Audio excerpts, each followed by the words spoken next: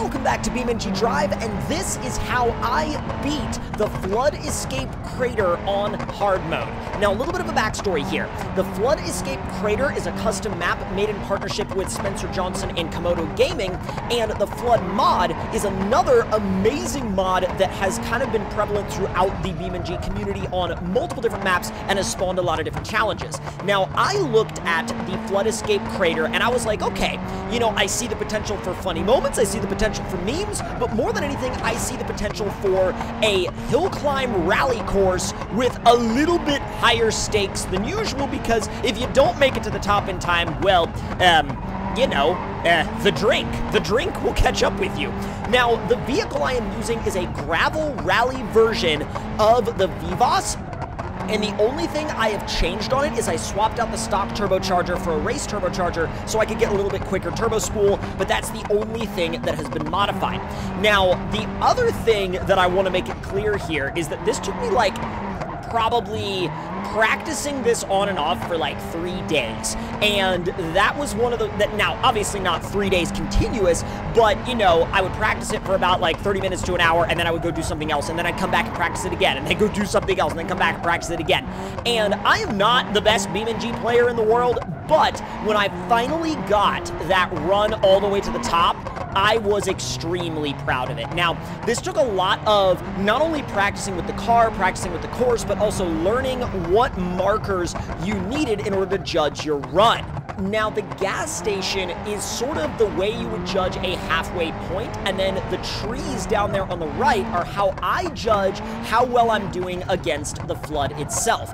Now, if you get around that tight left-hand corner and you can see the grass, not just the trees, but the grass, you're doing really well. If you can't see the grass, you're probably donezo. And I legitimately mean that. You're probably oofed at that point, because this section of the course is so flat and gives the flood so much of a chance to catch up with you that you need to build up a massive head of steam ahead of time.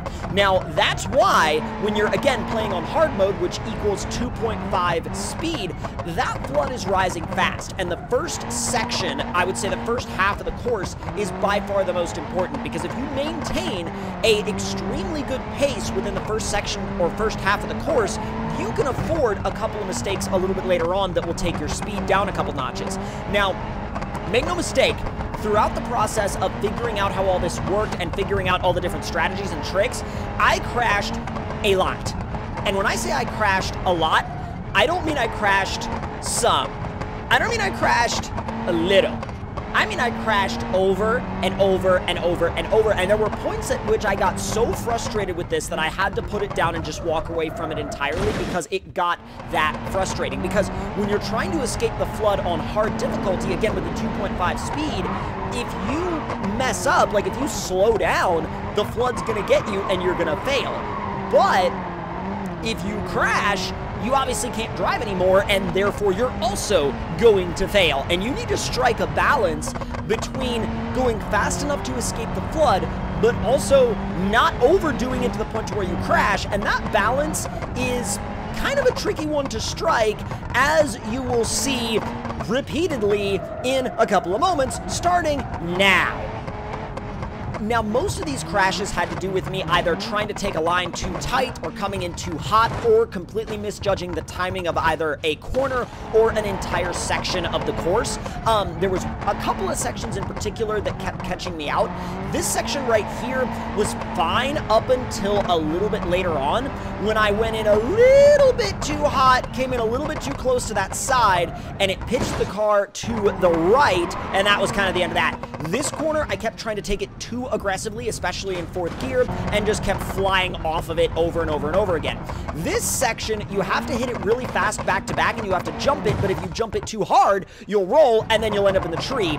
This same corner, again, I was trying to squeeze as much out of it as I could, and flew off the cliff one more time.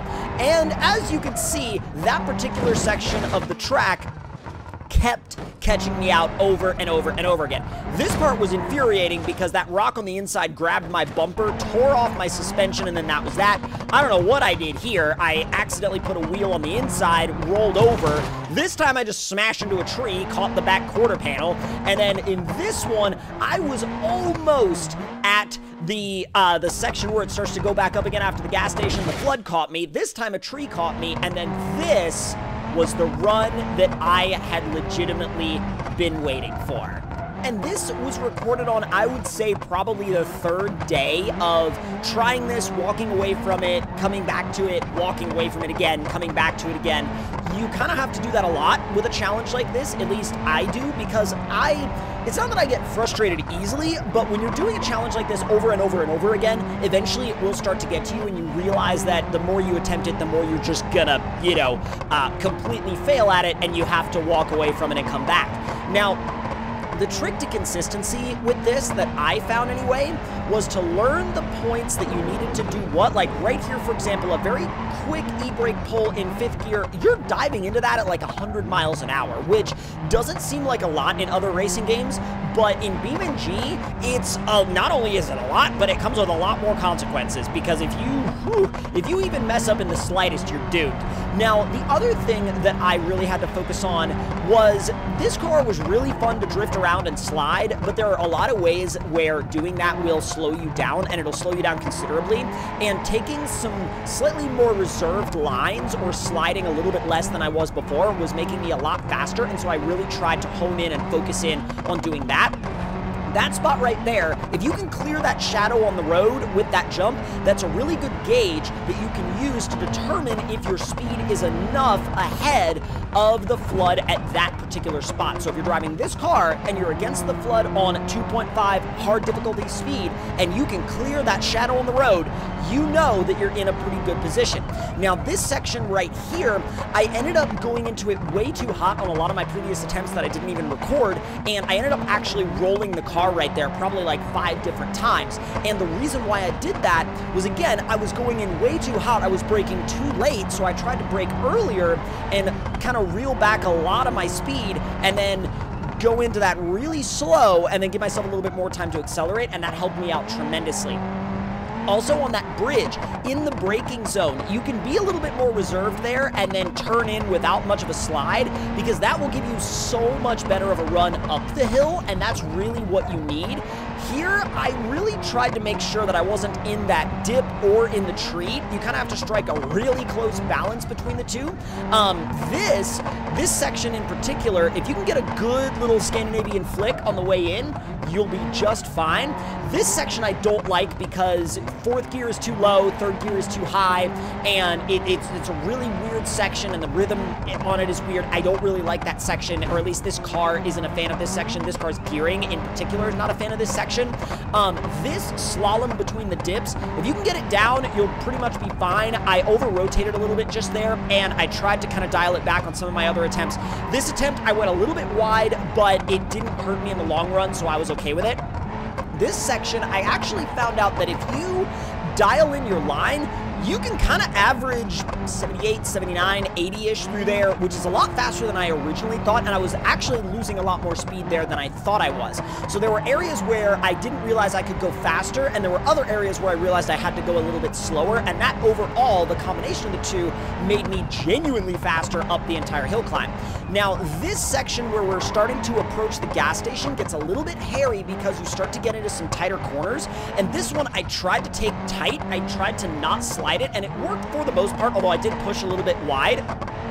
And then a little bit further down, this one caught me out more than any other corner on the entire course, because not only does it go uphill and go off camber, but it also tightens at the end. And as you can see, I almost messed up there. Now, down there on the right, as you could also see, when we came around that corner, you could see grass. And if you could see grass, not just trees, but if you can see grass, you are okay. You have enough time to get to the next steep uphill, so long as you can maintain your pace. And maintaining your pace through this section right here is absolutely nerve-wracking, because the water is right there. The water will be right on your tail if you're doing this on hard mode.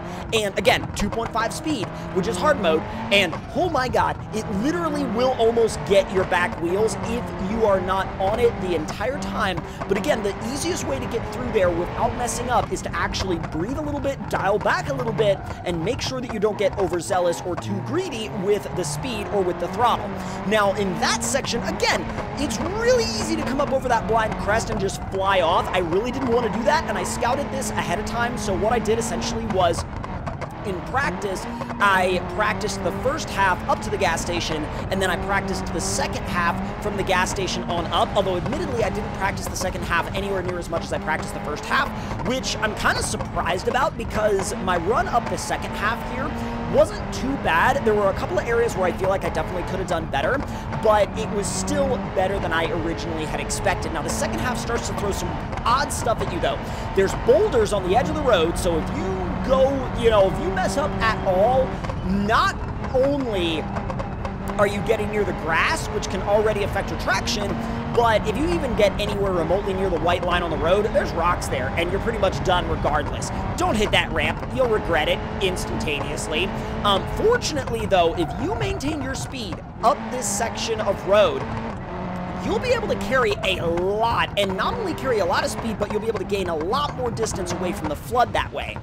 And then, of course, we get to the mudslide section, which is probably the most different from any other section on the entire course. This section, you just got to get through it as quickly as possible, be done with it, get back on the pavement, and get out of there, because the longer you spend in the mudslide, the more time the flood is going to have to catch up with you, and the less time you're going to have to actually use the pavement to your advantage, because make no mistake, the pavement is going to be by far your fastest section of the course. Right here, you got to be really careful, because that crest will throw your car up off the road and into either the trees or the house, and neither one of those are desirable situations or scenarios because they effectively end your run.